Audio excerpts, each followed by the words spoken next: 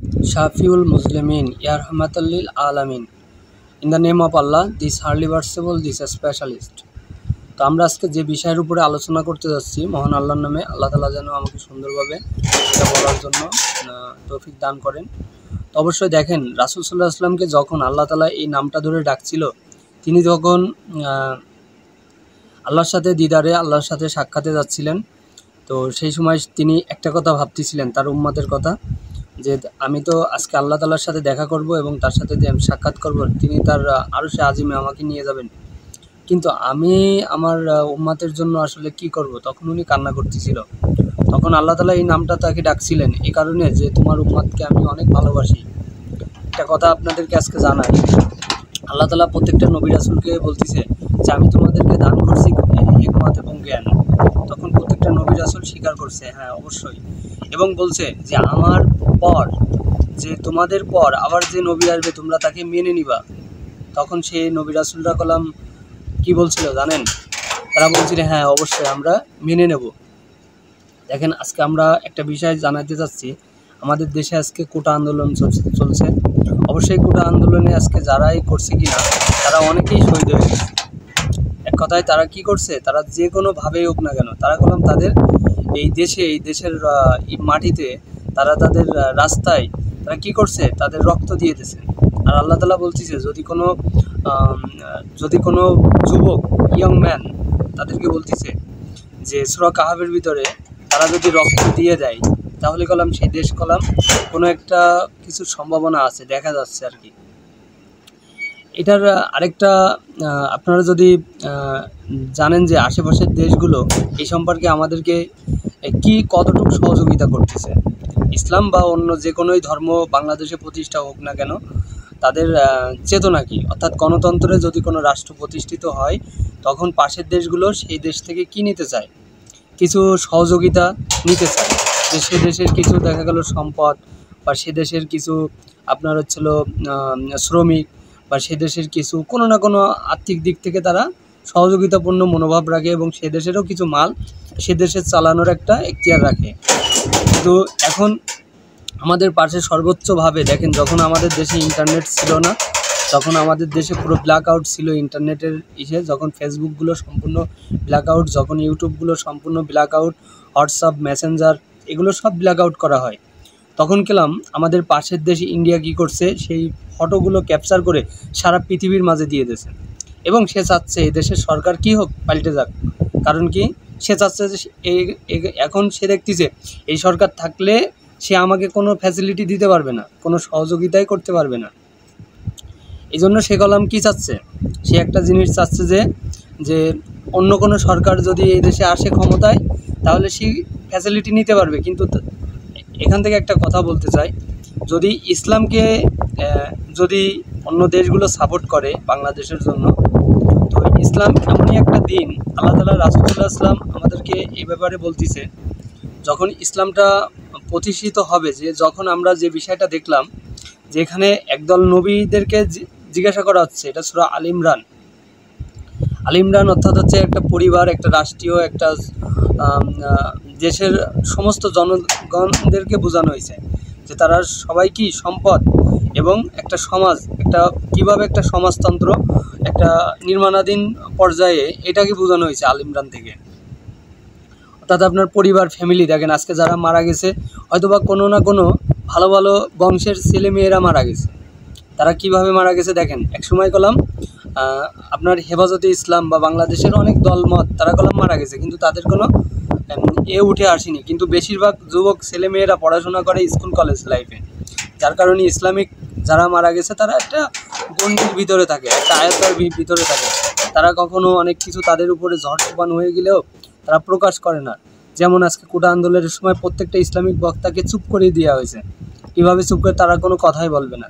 কারণ কি, দেখেন এই যে আমার চ্যানেল, এখানেও মনে করেন যে অনেক ধরনের ঝইঝামেলা আছে ইসলাম সম্পর্কে। আমরা যে কোনোভাবে আন্দোলনের অনেক কিছু যখন তখন বলা যায় না।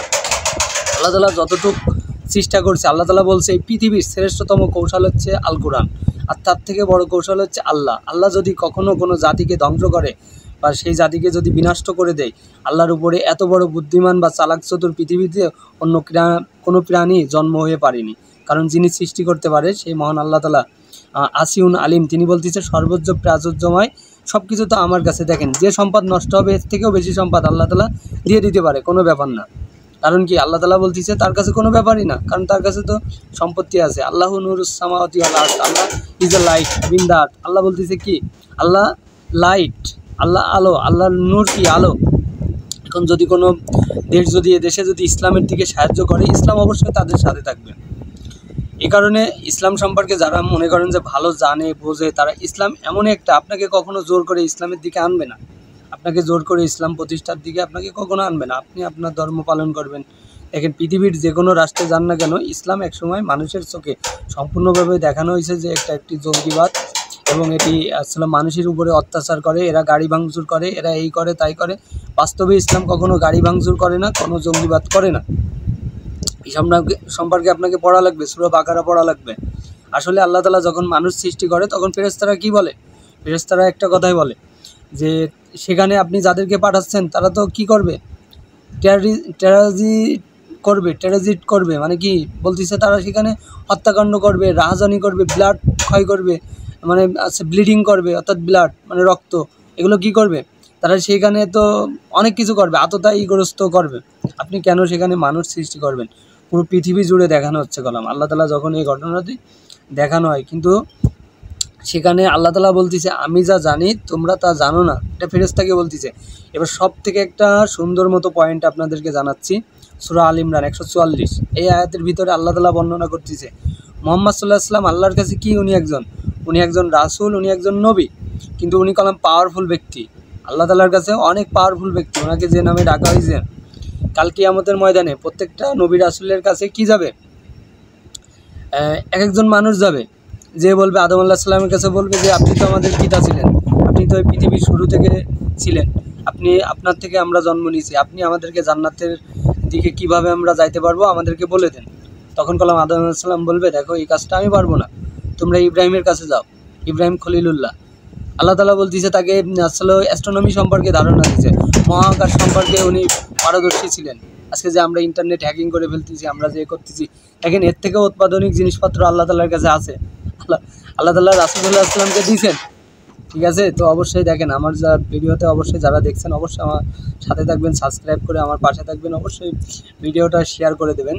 তো মহান আল্লাহ তাআলার নামে, তো আমরা আজকে যে বিষয়ের উপরে আলোচনা করতেছি যে আজকে আন্দোলন, শহীদ, এবং কিভাবে একটা দেশ আরেকটা দেশের কর্তৃত্বে চলে যায়, বা কিভাবে একটা দেশ শাসন আরেকটা শাসনতন্ত্র এসে যায়, এর একটা মাধ্যম কিভাবে সূচনা শুরু হয়।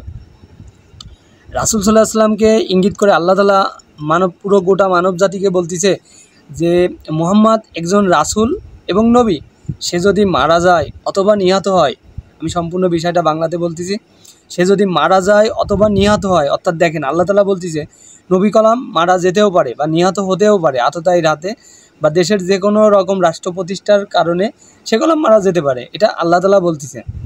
এবং আরও বলতেছে যে সে যদি মারা যায় বা নিহত হয় তবে তোমরা কি ইসলামকে ছেড়ে তোমরা চলে যাবা, ইসলাম কি আর প্রচার করবা না, ইসলাম ধর্ম কি আর তোমরা মানুষকে জানাবা না, সত্যটা জানাবা না। দেখেন, ইসলাম সত্য জানাইতে পারে, কিন্তু ইসলামের ত্রুটি চেপে ধরা হয়েছে।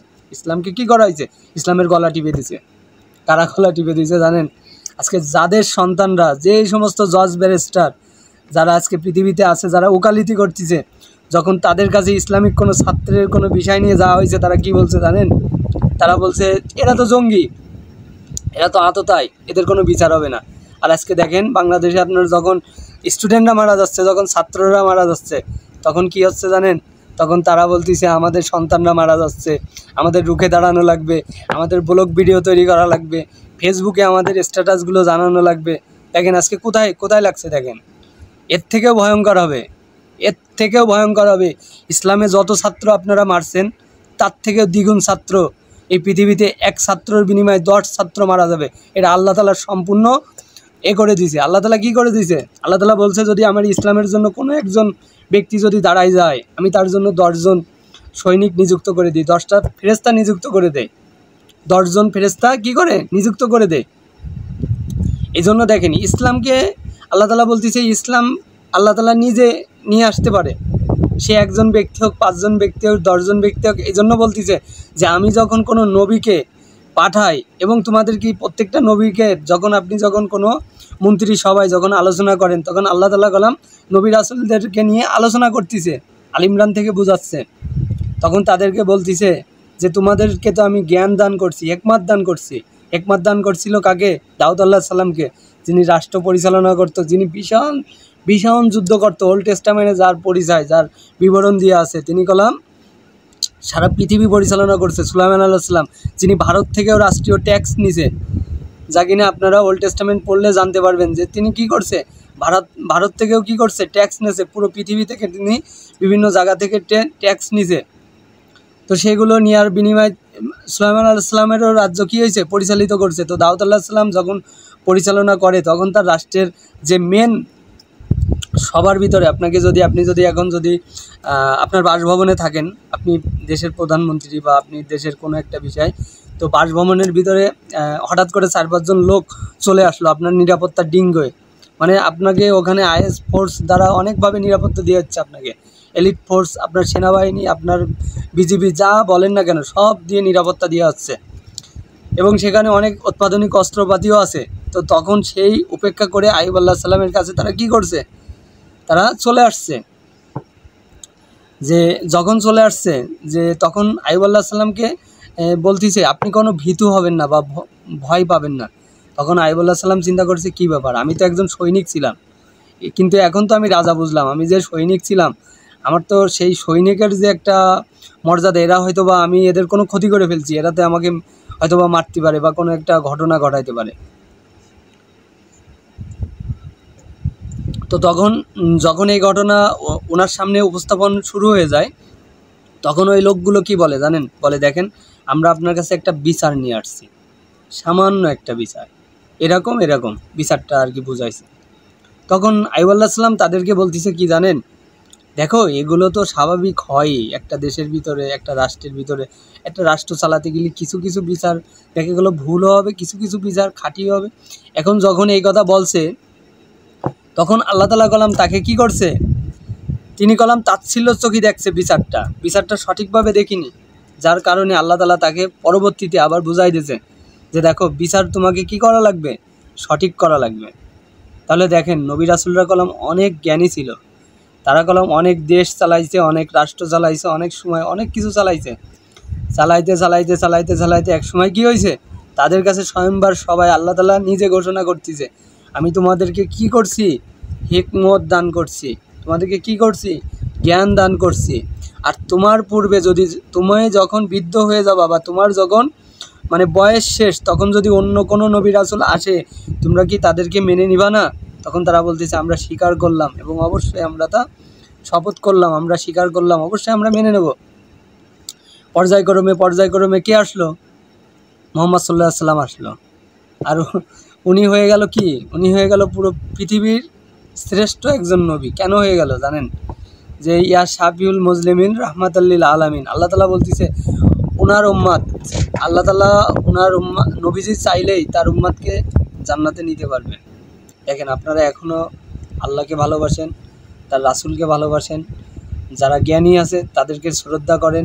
আজ দেখেন যাদের সন্তান মারা যাচ্ছে তারা বুঝতে পারতেছে যে এখন তারা পৃথিবীর বাইরের দেশে কি করতেছে, তাদের এই ভিডিও ফুটেজগুলো সারা বিশ্বকে দেখাচ্ছে।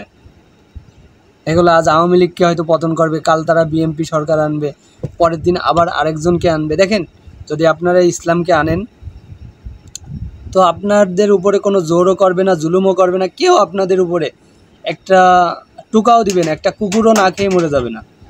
যার দৃষ্টান্ত যে ইসলাম যদি প্রতিষ্ঠিত হয়, সেখানে ওমর রাদিয়াল্লাহু তাআলা আনহু একদিন বলতিছে যে খলিফা, উনি কি বলতিছে, উনি বলতিছে যে আমার দেশে যদি একটা কুকুর না খেয়ে মরে যায় এই ফোরাত নদীর তীরে, অবশ্যই আমার আল্লাহর কাছে আমার তা কী করা লাগবে, জবাবদিহি করা লাগবে।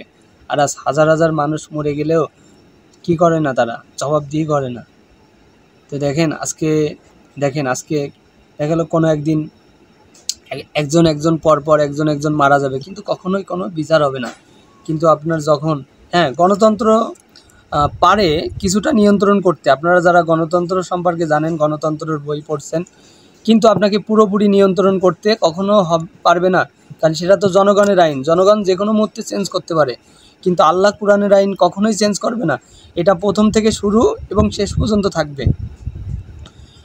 তো অবশ্যই এরকম একটা ঘটনা আপনার রানী বিলকিস, সাবা রানী, যেটা বলা হয়েছে সুলাইমান আলাইহিস সালামের সময়, যে হুদুদ পাখি দেখছিল, এক নারী সেখানে কি করতেছিল, যে শাসন করতেছিল তার সম্প্রদায়কে নিয়ে। তারাও একটা ডিজাইনের উপরে তাদের ঘরবাড়ি নির্মাণাধীন, সম্পূর্ণ অনেক সুন্দর ছিল এবং তারা সূর্যের পূজা করত। এখন ঘটনা হচ্ছে যে তাদের আরেকটা ছিল, তাদের ভিতরে অনেক জ্ঞানী লোক ছিল, তান্ত্রিক ছিল, অনেক বিদ্যার্থী ছিল, অনেক কিছু ছিল। সে কলাম সুলাইমান আলাইহিস সালামের সাথে যুদ্ধ করার মতো একটা ঘোষণা দিছিল, যে কার সাথে যুদ্ধ করবে, সুলাইমান আলাইহিস সালামের সাথে যুদ্ধ করবে। কিন্তু সুলাইমান আলাইহিস সালাম কী বলছিল, যে আমি শুধু সাধারণ একজন নবী না, তুমি যাদের সাথে যুদ্ধ করতে আসতেছ সে হচ্ছিল মহান আল্লাহ তাআলা, যিনি এই পৃথিবীর রাজত্ব যার হাতে, তিনি এই রাজত্ব দেখাশোনা করে, তার হচ্ছিল আমি আমি তো একজন মাত্র শাসক, যিনি আমাকে নিয়োজিত করছে। এই কথাটা কে বলছিল? সুলাইমান আলাইহিস সালাম বলছিল। আর তুমি কি এই সৈনিকদের সাথে পারবা? তখন এই মেসেজ যখন সেই সাবা রানীর কাছে দিছিল, সেই সাবা রানী সেই মেসেজ পাওয়ার পরে তার স্বয়ম্বর সবাই, তার সব থেকে যে অত্যাধুনিক যে সৈনিকরা ছিল, তার যে শাসন ব্যবস্থা যারা পরিচালনা করত, তাদেরকে ডাকছিল।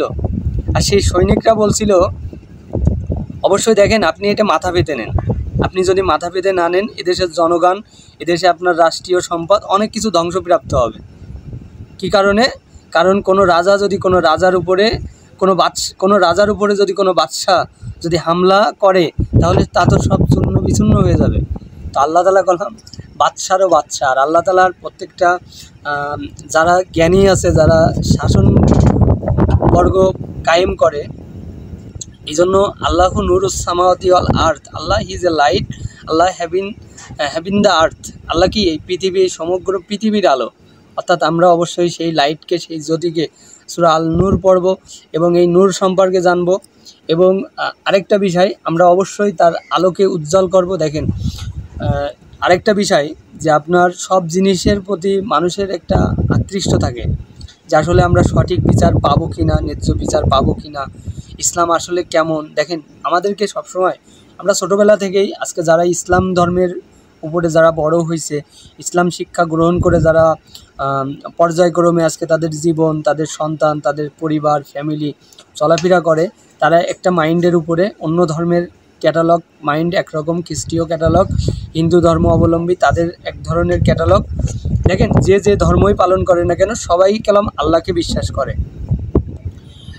এখন অনেকে দেখা গেল আপনাকে অনেকভাবে মন্তব্য করবে, অনেকভাবে দেখাবে। আপনাদেরকে মহাভারতের একটা হিস্টোরিক্যাল কালচার শোনাচ্ছি, যেখানে সেটাও কলাম বিশাল মহাভারত যুদ্ধ যেটাকে বলা হয়, যেটা শাসনবর্গ সাধারণ জনগণের উপরে কি করা হয়েছে, একসময় তারা জুয়োর দ্বারা বা বিভিন্ন রকম সমস্যার দ্বারা কি হয়েছে, লোভী আক্রান্ত হয়েছে, নারী লোভী হয়েছে, তারা জুয়ো খেলতো, তারা মদ পান করতো। এরকম মহাভারতের এক সময় দেখানো হয়েছে, পঞ্চপাণ্ডব থেকে দেখানো হয়েছে। সেখানে বোঝানো হচ্ছে যে এখানে আপনার হচ্ছিল অর্জুন, কর্ণ, আপনার এরকম আরও যারা ছিলেন, এটা অনেক বড় হিস্টোরিক্যাল। তো অবশ্যই সেখানে সম্পূর্ণ মহাভারতের এই ঘটনা থেকে বোঝানো হচ্ছে যে তারা কি করছে, নারীর উপরে করছে, অত্যাচার করছে। ওই নারীদের উপরে যখন অত্যাচার হয়েছে, তখন কলাম ওই দেশের উপরে কি হয়েছে, শাসনভার সম্পূর্ণ স্বয়ং কে নিয়ে নিয়েছে? আল্লাহ তাআলা নিয়ে নিয়েছে, অর্থাৎ তাদের ভগবান শ্রীকৃষ্ণ নিয়ে নিয়েছে, এরকমটা বোঝানো হচ্ছে। আর দেখেন, এখান থেকে সবচাইতে ডিপলি বিষয় হচ্ছে, আপনি যখনই কি না, এখন আমাদের দেশে যে ঘটনা ঘটছে, যে প্রত্যেক বাড়ি বাড়ি গেছে এবং ছাত্রদেরকে বলা হচ্ছে যে আপনার রুমে কোনো ছাত্র আছে কি না, ওই বাড়িতেও গেছে, ওই নারীদেরকেও বলা হয়েছে। তাদের উপরে কতটুকু অত্যাচার হয়েছে হয়তো বা আমরা জানি না, কিন্তু এই ভিডিও ফুটেজগুলো কলাম আজকে দেশের ভিতরেই নেই, দেশের বাইরেও চলে গেছে। অর্থাৎ যখন নারীদের উপরে হামলা হয়, যখন আপনি কোনো একটা গোষ্ঠীকে আপনি নিয়ন্ত্রণ করতেছেন, এরকম কলাম ফিরাউনও কলাম চালাইছে, পুরুষ সন্তানদেরকে হত্যা করছে। আজকে দেখেন, নারী থেকে বেশি পুরুষ সন্তান হত্যা হচ্ছে দেশের ভিতরে, পুরুষ কলাম কমে যাচ্ছে আস্তে আস্তে। আর একটা বিষয় হচ্ছে যে আপনিও যদি এরকম করেন ফিরাউনের মতো, সে যে শাসকই থাকুক না কেন দেশের ভিতরে, কখনো সে টিকতে পারবে না, কোনোভাবেই টিকতে পারবে না। আর একটা বিষয় হচ্ছে যে আমরা যে বিষয়টা দেখাচ্ছিলাম, যেভাবে কলাম রাষ্ট্রীয় ক্ষমতা অন্য কোনো দলের কাছে চলে যায়, আর জ্ঞানহীন যদি আপনার রাষ্ট্রের যে রাষ্ট্রদূতগুলো থাকবে তারা যদি জ্ঞানহীন হয়, তাদের যদি বুদ্ধি না থাকে, তাদের যদি পড়াশোনা না থাকে, তাদের যদি হেকমত না থাকে, হেকমা মানে জ্ঞান প্রজ্ঞা যদি না থাকে, তাহলে সেই সমস্ত আপনার সহপাঠী রাষ্ট্রদূত বা যারাই থাকুক না কেন, তার দ্বারা সেই দেশের কখনো কোনো কল্যাণ হবে না, আর এতে করে অনেক বড় সমস্যাও হয়ে যাবে। তো সেই দেশ কলাম তার কর্তৃত্ব সম্পূর্ণভাবে হারাবে। আর দেখেন, সবথেকে বড় কথা, ইন্ডিয়ার সম্পূর্ণ মিডিয়াগুলো বাংলাদেশে অনেক সাহায্য করতেছে। যখন ব্ল্যাক আউট হয়েছে তখন কলাম এই দেশের সমস্ত খবরাখবর সারা পৃথিবীর মাঝে বিলাইতেছে তারা। আর এই জন্য আইডল হিসেবে ইন্ডিয়া এখন কলাম বাঙালির চোখে আইডল। কারণ আজকে দেশের ভিতরে যারা ফিনান্সিয়ালভাবে যারা ইউটিউব থেকে ফেসবুক থেকে যে ডলার ইনকামগুলো করা হয়, ইনকামগুলো কলাম এদের কলামও মাথা ব্যথার কারণ হয়ে গেছে দেশের সরকার। কারণ তাদের আজকে ভিউজ হচ্ছে না, তাদের অনেক সাবস্ক্রাইব মারা গেছে, তাদের অনেক মনে করেন যে অনেক ফলোয়ার্স নেই, তারা ভিডিও ছাড়তে পারতেছে না, তাদের কোনো ভিডিওর ভিউজ নেই, যার কারণে তাদেরও মাথা গরম যে তারা তো একটা মহল তাদেরকে সম্পূর্ণভাবে চিপে ধরেছে। তো অবশ্যই আমি এখান থেকে বক্তব্য এটাই দিচ্ছি যে আজকে আপনাকে কি করা লাগবে, ইসলামটা প্রতিষ্ঠা করার জন্য ইসলামের আলোচনা করা লাগবে, ইসলামকে মানুষের কাছে পৌঁছে দেওয়া লাগবে। যেরকম আল্লাহ তাআলা নিজে কলম দায়িত্ব নিছে, আল্লাহ তাআলা বলে দিছে সূরা কামারের ভিতরে যে আমি কি করলাম, আমি কোরআনকে সহজ করে দিলাম। কিসের জন্য? উপদেশের জন্য। অতএব উপদেশ গ্রহণকারী কেউ আছো কি? এখানে কোনো হিন্দু, মুসলিম, বৌদ্ধ, খ্রিস্ট যে ধর্ম বলেন না কেন, কাউকে বাদ দেওয়া হয়নি। কোরআনটা সবার জন্য কি করে দিছে? ফরজ করে দিছে। এবং পড়ার জন্য বলা হচ্ছে, আল্লাহ তাআলা বলতেছে কি, ইকরা বিসমি রব্বিকাল্লাযী খলাক, পড়ো তোমার প্রভুর নামে যিনি তোমাকে সৃষ্টি করলো। অর্থাৎ প্রভুকে বোঝানো হচ্ছে, লর্ডকে বোঝানো হচ্ছে যে সেই লর্ড যা তোমাকে দিয়েছে, দান করছে, তা সেই এগুলো পড়ো, যা কলমের সাহায্যে তোমাদেরকে শিক্ষা দান করে থাকে। অর্থাৎ আমরা কলম ভাবি যে কলম মনে হয় এখনকার যুগে আবিষ্কার, কিন্তু দেখেন 1400 বছর আগে আল্লাহ তাআলা বলে দিয়েছে কলমের সাহায্যে কী হয়েছে, লেখা হয়েছে। সে যে কলমই হোক না কেন, সেই হীরামণি মুক্তা বা জহরত, কোরআনের প্রত্যেকটা কথা, প্রত্যেকটা ভাষা আল্লাহ তাআলা বলতেছে যে স্বর্ণের থেকেও মহামূল্যবান, হীরের থেকেও মহামূল্যবান জ্ঞান এমনই একটা জিনিস। জ্ঞান কিসের? জ্ঞান মণিমুক্তার থেকে উন্নত। তো অবশ্যই আপনাদের সবাইকে অনুরোধ থাকবে অবশ্যই কোরআনটা বুঝে বুঝে তেলাওয়াত করা। এবং রাসূল সাল্লাল্লাহু আলাইহি ওয়াসাল্লামকে আল্লাহ তাআলা বলছে, আমি তোমার প্রতি অবতীর্ণ করছি গুরুবর বাণী। অবশ্যই তুমি কি করো? জাগরণ করো এবং পড়ো, পাঠ করো তোমার প্রভুর নামে। কি করা হয়েছে? যে ইহা তোমার জন্য গুরুবর বাণী, অর্থাৎ আমাদের মুসলমানদের জন্য আল কোরআন গুরুবর বাণী। অর্থাৎ দেখেন, আপনি যখন কোরআন পড়বেন, দেখা গেলো রাষ্ট্র শাসনে ইসলাম থাকলো না বা ইসলাম প্রতিষ্ঠিত হলো না দেশের ভিতরে, অন্য কোনো ধর্ম, অন্য কোনো দল ইসলাম প্রতিষ্ঠা হয়ে আছে, কিন্তু আপনার ভিতরে আপনি যদি ইসলামিক হন, ইসলামিক মাইন্ডেড হন, আপনার যদি বংশ যদি ইসলাম থাকে, আপনার চরিত্র যদি ইসলামিক মাইন্ডেড হয়ে থাকে, আপনি যদি ইসলামকে ভালোবাসেন, তাহলে আপনি যখন কোরআন পড়বেন, আপনি যখন রাষ্ট্র চালাতে যাবেন, আপনার কোনো একটা দায়িত্ব দিলে আপনি সেখানে কি করবেন? আল্লাহর কিছু না কিছু নিয়মকে সেখানে চালু করে দেবেন। আর তার জন্য কি হবে? অনেক মানুষ তার থেকে সফলতা পাবে। অবশ্যই আমি এখান থেকে দেখালাম পৃথিবীর বিভিন্ন নবী রাসূলরা তাদের জ্ঞান সম্পর্কে, রাষ্ট্র চালানো সম্পর্কে, তাদের সম্পর্কে, এবং একটা ডগ সম্পর্কে, একটা কুকুর যদি না খেয়ে মারা যায় তার সমস্যা কী হবে আল্লাহর কাছে, এই জবাবদিহিতা দেওয়া লাগবে। তো আজকে মানুষ তো হাজার হাজার মানুষ মারা যাচ্ছে, তার জবাবদিহিতা দিচ্ছে না, এই জন্য আল্লাহ কলম কঠিনভাবে ধরবে। আল্লাহ কলম সবার আগে এই রক্তের বিচার নিবে। অবশ্যই এই রক্তের কলম কঠিন বিচার নিবে। কেন তুমি যা সৃষ্টি করতে পারো না, তা কেন তুমি মৃত্যু ঘটাও? অর্থাৎ আমরা যদি মানুষ মারার এরকম পরিকল্পনা যদি কারোর থাকে, অবশ্যই তা থেকে বিরত হওয়া লাগবে। আর দ্বিতীয় কথা, যদি আপনি কাউকে যদি এভাবে ধ্বংস করেন, এরকম নৈরাজ্য সৃষ্টি করেন, আর যদি কাউকে মেরে ফেলান, আল্লাহ তাআলা বলতেছে কোনো একটা ব্যক্তি যদি একজন মানুষকে হত্যা করলো, সারা পৃথিবীর মানুষকে হত্যা করলো। আর আল্লাহ তাআলা আমাদের মহানবী সাল্লাল্লাহু আলাইহি ওয়াসাল্লামকে উনি সর্বোচ্চ মর্যাদা দান করছে, ওনার উম্মাদকে অবশ্যই উনি জান্নাত নসিব করবে। অবশ্যই আমরা সেই নবীকে ভালোবেসে অবশ্যই আজকে আমার যে আলোচনা ছিল, অবশ্যই পুরো জাতির কাছে প্রচারের জন্য আমি অবশ্যই সবাইকে অনুরোধ করব, অবশ্যই আমার চ্যানেলকে সাবস্ক্রাইব করে আমার সাথে থাকবেন এবং আমার কথাগুলো অবশ্যই শেয়ার করে দেবেন। তো আমি এখান থেকে বিদায় নিচ্ছি। আল্লাহ হাফেজ।